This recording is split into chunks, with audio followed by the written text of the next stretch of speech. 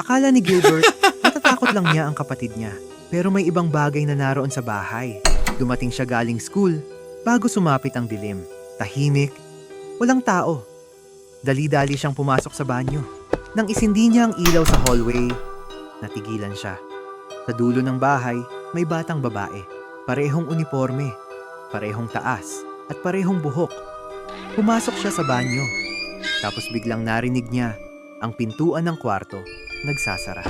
Labas ni Gilbert sa banyo, tinawag niya ang Rachel? pangalan ng kapatid niya. Kaso walang sumagot.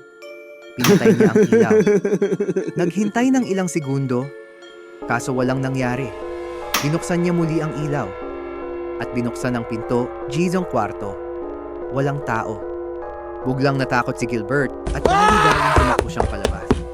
Doon niya nakita ang kapatid niya. Suot pa rin ang backpack, nakatayo sa tindahan.